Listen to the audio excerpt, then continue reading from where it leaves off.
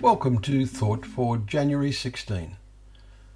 Our readings are taken from Genesis 28 and 29, Psalm 33 and Matthew chapter 18. And our thought is, it is necessary that certain things are necessary in our lives, such as clothing to wear and food to eat.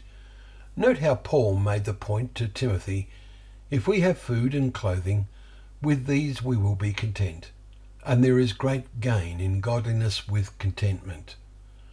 1 Timothy 6 verses 6 and 8. What hinders our contentment? Now in the 18th chapter of Matthew, Jesus told his disciples, "Woe to the world for temptations to sin, for it is necessary that temptations come." Verse 7. Why is it necessary?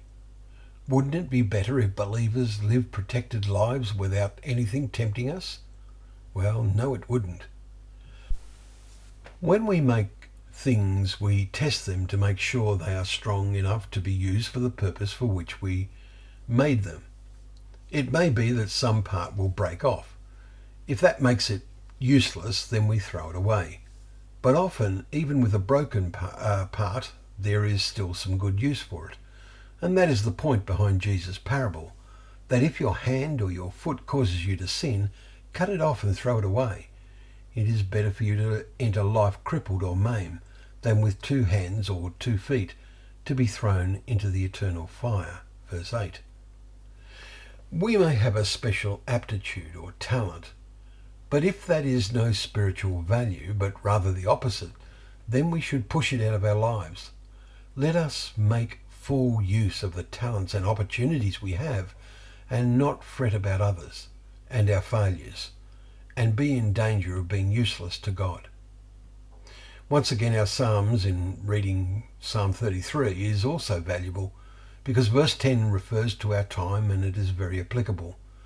The Lord brings the counsel of nations to nothing. He frustrates the plans of the peoples. And so efforts to achieve peace between nations and peoples are getting nowhere, as are efforts to take action to stop or at least minimize global warming and even COVID-19. God is not only ignored, most push out of their minds any thought as to his existence. Does that influence you? Note the great truth of verse 12. Blessed is the nation whose God is the Lord, the people whom he has chosen as his heritage. The words of Jesus we read and thought about illustrate the elements of behaviour that really count. But it is necessary that chosen vessels are tested as to their worthiness. Are you passing the test? May we all be among those whom he chooses. May we help each other to pass the test. Thank you once again for joining us for Thought for the Day, where together we can open up the pages of God's Word, remembering that they are a lamp to our feet and a light to our path.